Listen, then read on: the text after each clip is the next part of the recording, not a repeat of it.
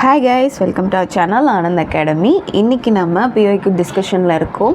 Already வந்து நம்ம ஒரு 5 கிளாஸஸ் கிட்ட போட்டிருக்கோம். ஸோ அந்த வீடியோஸ் பார்க்காதவங்க பார்த்துட்டு வந்துடுங்க.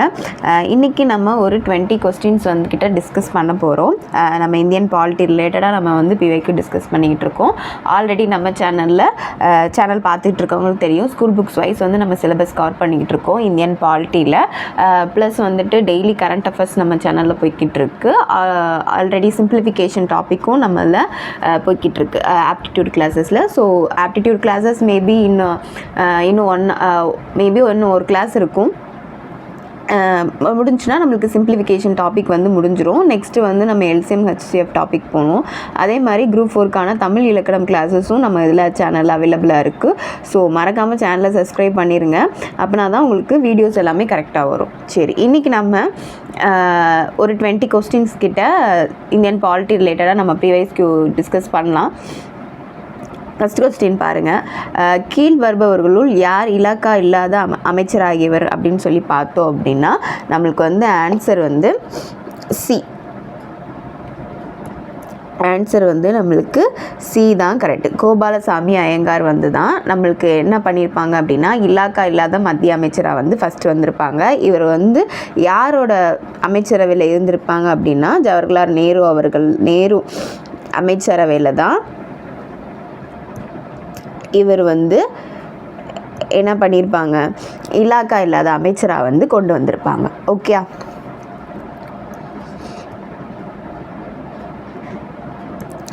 செகண்ட் கொஸ்டின் பாருங்கள். நாடாளுமன்றத்தின் அதிகாரங்கள் தொடர்பான பின்வருவற்றுள் எவை சரியல்ல அப்படின்னு சொல்லி கேட்டிருக்காங்க. இதுக்கு ஃபஸ்ட்டு ஸ்டேட்மெண்ட் பாருங்கள். நாடாளுமன்றம் வந்து 3 விதமான அவசர நிலை பிரகடனத்தை வந்து என்ன பண்ணியிருக்கு, அனுமதிக்கலாம் அப்படின்னு சொல்கிறாங்க. ஆமாம், இது வந்து என்னது கரெக்டு தான். ஏன்னா நாடாளுமன்றத்தில் வந்துட்டு என்ன பண்ண முடியும், 3 அவசர நிலை இருக்குது நம்மளுக்கு வந்து. தேசிய அவசர நிலை,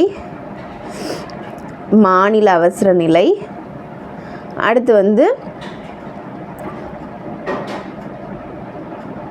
நிதி அவசர நிலை இருக்கும். சரியா, இப்போது இந்த 3 வகையான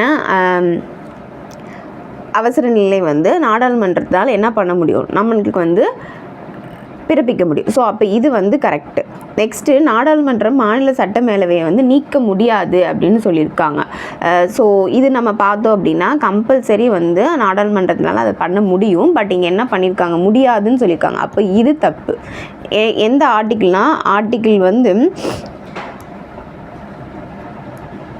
ஆர்டிக்கிள் 169 படி நம்மளுக்கு நாடாளுமன்றத்தினால அதை வந்து நீக்க முடியும், இல்லாட்டி உருவாக்க முடியும். ஆனால் இங்கே வந்து என்ன சொல்லியிருக்காங்க, முடியாதுன்னு சொல்லியிருக்காங்க. அப்போ இது தப்பு. நெக்ஸ்ட்டு மாநிலங்களின் எல்லைகளை வந்து மாற்ற முடியும், கம்பல்சரி இதனால் மாற்ற முடியும். நம்மளுக்கு பிரிவு 1 வந்து அதுதான் நம்மளுக்கு சொல்கிறாங்க. ஸோ மாநில எல்லைகளை பற்றி வந்து நம்மளுக்கு முதல் அட்டவணையில் இருக்கும். ஸோ இது மாற்ற முடியும். அதே மாதிரி ஒரு உயர்நீதிமன்றத்தை வந்து 2 அல்லது அதுக்கு மேற்பட்ட மாநிலங்களுக்கு ஏற்படுத்தலாம். அஃப்கோர்ஸ் இதுவும் வந்து நம்ம நாடாளுமன்றத்தால் பண்ண முடியும். ஒரு காமன் வந்து ஒரு நீதிமன்றத்தை வந்து 2 அல்லது அதற்கு மேற்பட்ட மாவட்டங்களுக்கு வந்து என்ன பண்ணலாம், கொண்டு வரலாம். அதுக்கு பெஸ்ட் எக்ஸாம்பிள் வந்து பஞ்சாப் ஹரியானா இருக்கு இல்லையா. பஞ்சாப் ஹரியானாவுக்கு சேம் வந்து என்னது உயர் நீதிமன்றங்கள் இருக்குது. சரியா, அப்போது இதில் எது சரியல்லன்னு கேட்டிருக்காங்க. அப்போது ஆப்ஷன் வந்து பி தான் இதுக்கு ஆன்சர். நெக்ஸ்ட்டு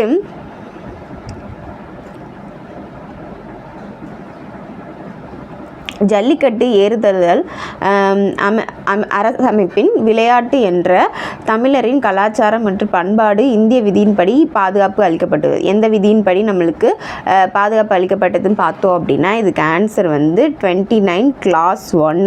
அதாவது இதுதான் ஆன்சர் தான் கரெக்டு. இது வந்து எதுக்கான அப்படின்னா குடிமக்களோட தங்கள் மொழி மற்றும் அவங்களோட கலாச்சார பாதுகாப்பை வந்து உறுதி செய்கிறது தான் வந்து இந்த ஆர்டிக்கிள் 29(1). ஸோ குடிமக்களோட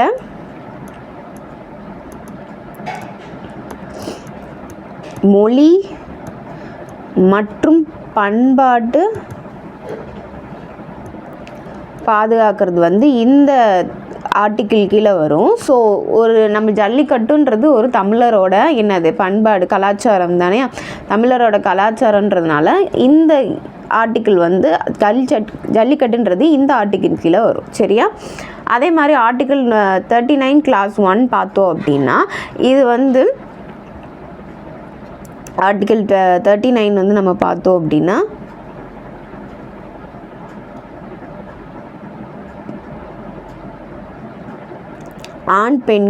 ஆண்கள் பெண்களுக்கான போதுமான வாழ்வாதாரத்துக்கான உரிமை. சரியா?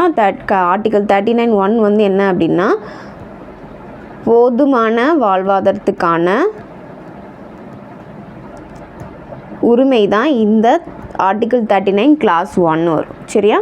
அதே மாதிரி ஆர்டிக்கிள் 49(1) கிடையாது, நம்மளுக்கு ஆர்டிக்கிள் 49(O)ன்னு ஒன்று இருக்குது. ஸோ இது வந்து எதுக்கு அப்படின்னா இப்போ நம்ம நோட்டான்றது ஒரு போட்டுக்கிட்டு இருக்கோம். நோட்டா எதுக்கு போடுவோம் அப்படின்னா எனக்கு எந்த ஒரு கட்சிக்கும் வந்துட்டு வாக்களிக்க விருப்பம் இல்லை அப்படின்னு சொல்லிட்டு நம்ம சொல்லுவோம். ஸோ அதுக்கு முன்னாடி வந்து நம்மளுக்கு என்ன இந்த ஆர்டிக்கிள் கீழே வந்துட்டு நம்ம போய் சொல்லலாம் எனக்கு இந்த கட்சிக்கும் போட விருப்பம் இல்லை அப்படின்னு சொல்லி ஒரு உரிமை வந்து நம்மளுக்கு சொல்கிறதுக்கான உரிமை இருந்துச்சு. ஸோ அதுதான் 49(O) வரும். ஸோ ஆனால் அதுக்கு பதிலாக நோட்டாக கொண்டு வந்ததுனால இப்போ இந்த உரிமை வந்து பயன்படுத்துறது கிடையாது. அடுத்து 59(1) பார்த்தோம் அப்படின்னா இது வந்து ஜிஎஸ்டி விதிகளை பற்றி சொல்லும். சரியா? ஜிஎஸ்டி விதிகள் வந்து நம்மளுக்கு அது சில விதிகள் இருக்கும். ஸோ 59(1) வந்து அந்த ஜிஎஸ்டி விதிகளை பற்றி நம்மளுக்கு சொல்லும். ஓகே, அப்போது தேர்டுக்கு ஆன்சர் வந்து என்னென்னா 29(1) அப்படின்றதுல தான் நம்மளுக்கு ஆன்சர் வரும். நெக்ஸ்ட்டு பாருங்கள், அரசியலமைப்பு நிர்ணய சபையின் பிராந்திய அரசியலமைப்பு கமிட்டியின் தலைவராக இருந்தவர் வந்து யார் அப்படின்னு நம்ம பார்த்தோன்னா ஆன்சர் வந்து சர்தார் வல்லபாய் பட்டேல். நம்மளுக்கு அரசியலமைப்பு உருவாக்குறதுக்கு நிறைய வந்து குழுக்கள் வந்து கொண்டு வந்தாங்க, அதுக்கு நிறைய தலைவர்கள் எல்லாம் நியமித்தாங்க. ஸோ அப்படி பார்க்குறப்ப நிர்ணய சபையின் பிராந்திய அப்படின்னா நம்மளுக்கு வந்து மாநில அளவில். சரியா? பிராந்தியன்னா மாநில அளவில் நம்மளுக்கு தலைவராக இருந்தவர் யார் அப்படின்னா சர்தார் வல்லபாய் பட்டேல். நம்மளுக்கு மத்திய அளவில் இருந்த கமிட்டி தலைவராக இருந்தவர் வந்து நேரு, ஜவஹர்லால் நேரு வந்துட்டு நம்மளுக்கு இருந்தாங்க. சரி, ஓகே.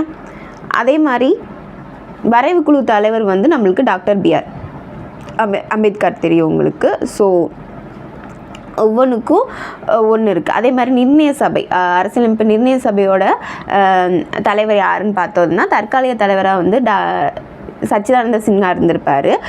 நெக்ஸ்ட்டு வந்துட்டு அதுக்கப்புறம் அவருக்கு கொஞ்ச நாள் இறந்ததுக்கப்புறம் நம்மளுக்கு ராஜேந்திர பிரசாத் வந்து நம்மளுக்கு என்ன பண்ணியிருப்பாங்க அப்படின்னா தலைவராக வந்து வந்திருப்பாங்க.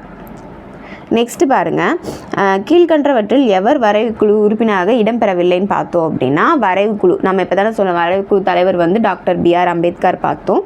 தலைவர் வந்துட்டு பிஆர் அம்பேத்கர் பார்த்தோம். இப்போது இந்த குழுவில் வந்து மொத்தம் 7 பேர் இருந்திருப்பாங்க. ஸோ அந்த 7 பேர் யாருன்னு சொல்லிட்டு கரெக்டாக கமெண்ட் பண்ணிடுங்க. இப்போது இதில் சில பேர் நம்ம பார்த்தோம், அதில் வந்து முக்கியமானவங்க கே முன்ஷி இருந்திருப்பாங்க, அல்லாடி கிருஷ்ணசாமி ஐயர் இருந்திருப்பாங்க, கிருஷ்ணமாச்சாரி. இப்போ இந்த 3 பேரை பார்த்துட்டோம். பேலன்ஸ் இருக்க 4 பேரை வந்து மறக்காமல் கமெண்ட் பண்ணிடுங்க. இதில் யார் இருக்க மாட்டாங்க அப்படின்னா பட்டாபி சீதாராமையா வந்து இருக்க மாட்டாங்க. ஸோ இதுதான் தப்பான ஆன்சர். சாரி, இதுக்குரிய ஆன்சர் இதுதான். ஓகே, நெக்ஸ்ட்டு பாருங்கள், அரசியலமைப்பு சட்டம் என்பது சட்டமன்றங்களால் உருவாக்கப்படுவதல்ல, மாறாக மன்றங்களுக்கு ஆதார மூலம் ஆகும் அப்படின்னு சொல்லி ஒரு ஸ்டேட்மெண்ட் கொடுத்துருக்காங்க. அதே மாதிரி வரன்முறைப்படுத்தப்பட்ட அரசாங்கம் என்பது மீதான நம்பிக்கை அரசியலமைப்பு சட்டத்திலேருந்து முகிழ்ந்தெழுகிறது அப்படின்னு சொல்லி இதில் எது சரின்னு கேட்டிருக்காங்க. இதுக்கு ஆப்ஷன் என்ன வரும் அப்படின்னா ரெண்டுமே கரெக்டு தான். போத் 1 and 2 ரெண்டுமே வந்து சரிதான். சரியா? ஏன்னா அரசியலமைப்பு சட்டம் என்பது சட்டமன்றங்களால் உருவாக்கப்பட்டது அல்ல, மாறாக மன்றங்களுக்கு ஆதரவாக ஆகும். அதே மாதிரி வரன்முறைப்படுத்தப்பட்ட அரசாங்கம் என்பதன் மீதான நம்பிக்கை அரசியலமைப்பு சட்டத்திலிருந்து முகிழ்ந்தெழுகிறது வரும். ஸோ இது ரெண்டுமே என்னது நம்மளுக்கு கரெக்டு. நெக்ஸ்ட்டு பாருங்கள்,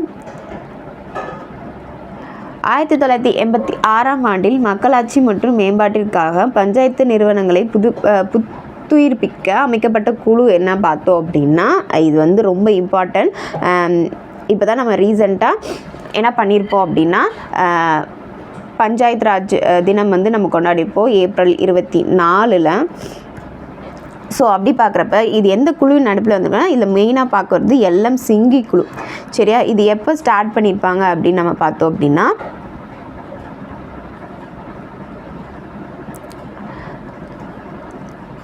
1956 வந்து நம்மளுக்கு இந்த குழு வந்து இருந்திருக்கும். நம்மளுக்கு எப்போ இந்த பஞ்சாயத்து ராஜ் கமிஷன் பஞ்சாயத்து ராஜ் தினம் வந்து நம்மளுக்கு வந்துச்சு அப்படின்னு பார்த்தோம் அப்படின்னா நம்ம நடைமுறைக்கு வந்து 1993, அதாவது 74வது கான்ஸ்டியூஷனல் 73வது கான்ஸ்டியூஷனல் அமெண்ட்மெண்ட் ஆக்ட் 1992 படி இது வந்து கொண்டு வந்திருப்பாங்க. ஓகேயா, ஓகே. அப்போ ஆன்சர் வந்து இதுக்கு சி.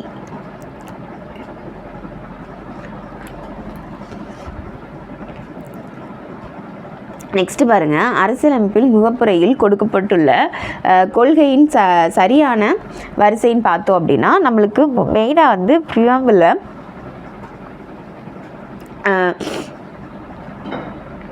சில என்ன இருக்கும், ப்ரியாம்பிள் முகப்புரையில் வந்துட்டு நம்மளுக்கு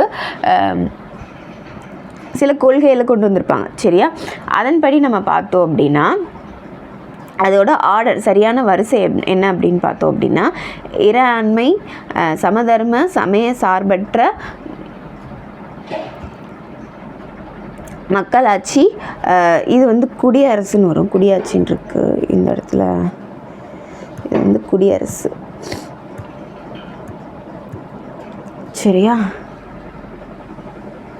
ஸோ இப்போ இதுக்கு ஆன்சர் வந்து என்னன்னு பார்த்தோம் அப்படின்னா ஏ.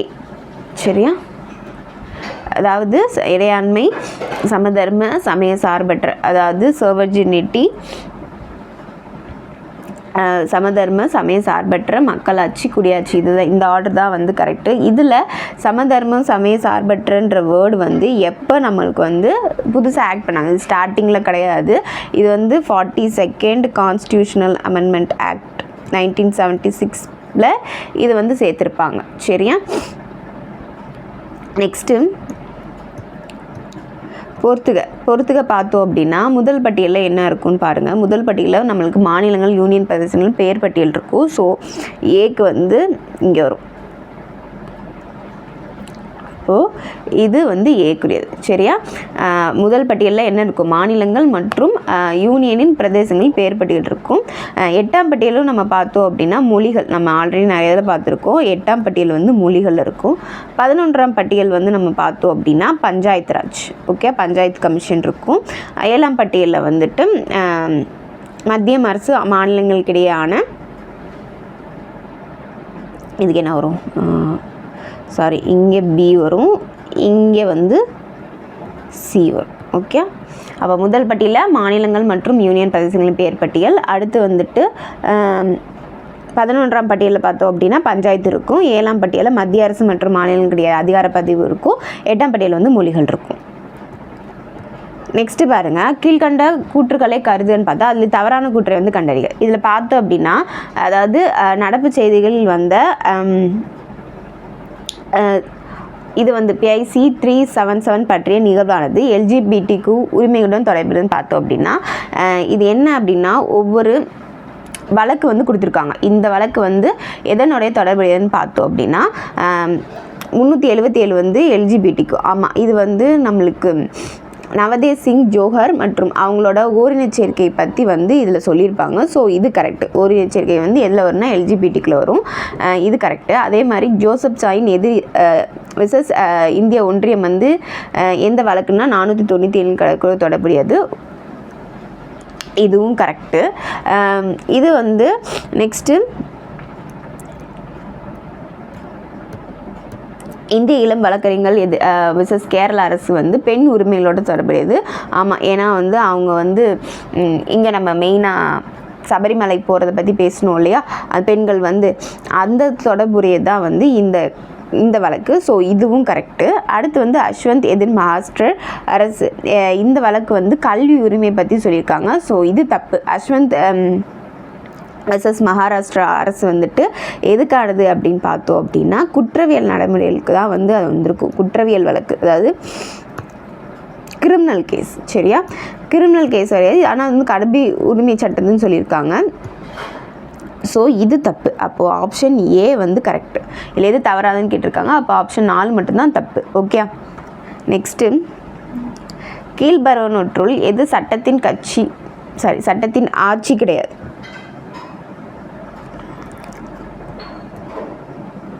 பார்த்தோம் அப்படின்னா நீதி சமத்துவம். அதாவது என்ன அப்படின்னா, சட்டத்தின் ஆட்சின்ற சொல்ல வந்து ஃபஸ்ட்டு ஏவி டைசி வந்து அவரோட புக்கில் வந்து சொல்லியிருப்பாங்க. ஸோ அதில் எது இதில் வந்து அது இதுக்கு ரிலேட்டடாக வராதுன்னு பார்த்தோம் அப்படின்னா, இயற்கை நீதி வரும், நியாயமான செயற்பாடு வரும், சமமாக நடத்தப்படும் சூழல் வரும், நீதி சமத்துவம் மட்டும் வராது. இது வந்து இந்த சட்டத்தின் ஆட்சியின் கீழே வந்து வராது. ஓகே. நெக்ஸ்ட்டு பாருங்கள், நீதித்துறையானது நிர்வாகத்துறையிடமிருந்து எந்த சட்ட உறுப்பு மூலம் பிரிக்கப்பட்டதுன்னு பார்த்தோம் அப்படின்னா, இதுக்கு ஆன்சர் வந்து ஆர்டிக்கிள் 50. சரியா?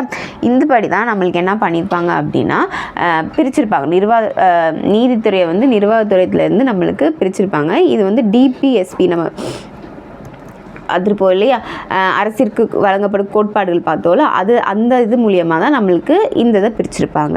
நெக்ஸ்ட்டு, இந்திய அரசாங்கம் குடிமக்கள் உரிமை பாண்டிச்சேரி ஆணையம் வெளியிட்ட ஆண்டு பார்த்தோம் அப்படின்னா, அதாவது எப்போ நம்ம பாண்டிச்சேரி வந்து இந்தியாவோட ஜாயின் ஆச்சுன்னு பார்த்தோம் அப்படின்னா, இது நம்ம பார்த்துருப்போம், நம்ம கிளாஸ் பார்த்தோம்னா தெரியும், 1962 வந்து ஸ்டார்ட் பண்ணல, இணைச்சிருப்பாங்க. பாண்டிச்சேரியை வந்து இந்தியாவோட இணைச்சு அவங்களுக்கு குடியுரிமை வந்து வழங்கியிருப்பாங்க.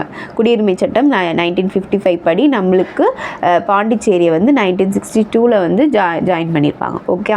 நெக்ஸ்ட்டு, செயலாக்கம் கொண்ட நீதி வழங்கல் என்பதன் உள்ளடக்கம் பார்த்தோம் அப்படின்னா, இதுக்கு வந்து ஆன்சர் வந்து விரைவாக நீதி வழங்குறது தான் ஆன்சர். சரியா? அதாவது செயலுக்கம் கொண்ட நீதி வழங்கல் அப்படின்னா விரைவாக வந்து ஒருத்தருக்கு வந்து நீதி வழங்குறதா வந்து இது குறிக்கும். Next,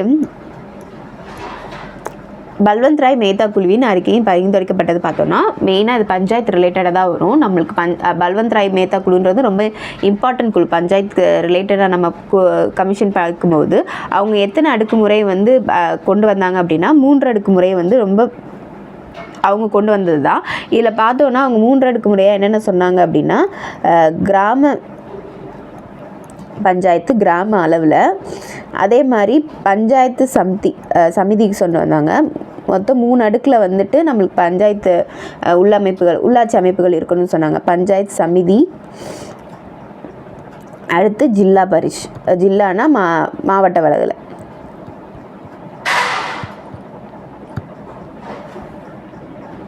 okay. இந்த 3 அடுக்கு வந்து கொண்டு வந்தாங்க. இது எப்போனா 1957 வந்து நம்மளுக்கு வந்து கொண்டு வந்திருப்பாங்க. சரியா? நெக்ஸ்ட்டு பாருங்கள், நாடாளுமன்றத்தில் முதல் முறையாக நம்பிக்கை இல்லா தீர்மானம் கொண்டு வந்தபோது பிரதமராக இருந்தவர் பார்த்தோம் அப்படின்னா நம்மளுக்கு வந்து ஜவஹர்லால் நேரு அவர்கள் தான். இவர் இருக்கும்போது தான் நம்மளுக்கு நம்பிக்கை இல்லா தீர்மானம் வந்து கொண்டு வந்திருப்பாங்க.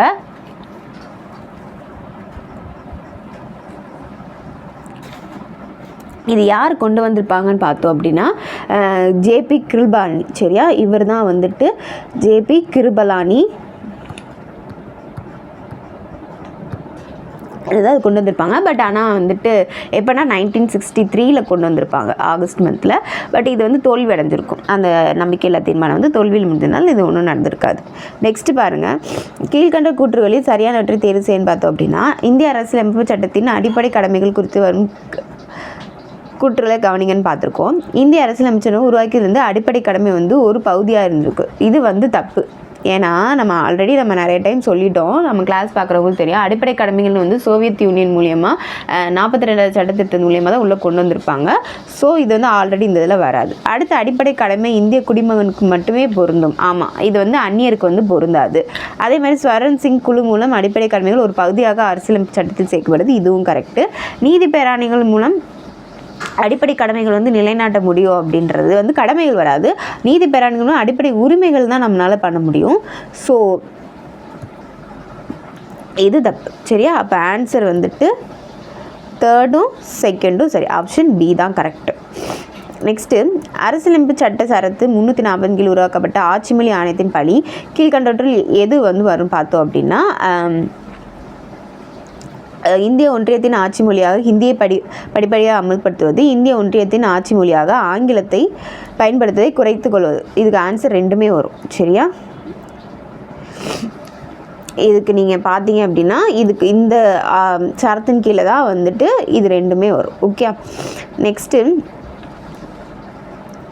எந்த அரசியலமைப்பு திருத்த சட்டத்தின் கீழ் இந்திய அரசியலமைப்பு சாசனத்தில் சோசியலிசம் மற்றும் மதச்சார்பற்ற என்ற வார்த்தையில் வந்துச்சுன்னு பார்த்தோம்னா, இப்போ தான் நம்ம பார்த்தோம் சோசியலாக சமதர்மம், சரியா, சமதர்மம் மற்றும் மதச்சார்பற்ற, இப்போ தான் நம்ம அந்த இது பார்த்தோம். இது வந்து 42nd கான்ஸ்டியூஷனல் அமெண்ட்மெண்ட் ஆக்ட் 1976 வந்திருக்கும். அப்போ ஆப்ஷன் வந்து டி தான் கரெக்டு, சரியா. நெக்ஸ்ட்டு மாநிலங்களின் அமைப்பு ஆணையத்தின் இடம்பெற்ற குழு எதுன்னு பார்த்தோம் அப்படின்னா இது வந்து ஃபசல் அலி, சரியா. ஃபசல் அலி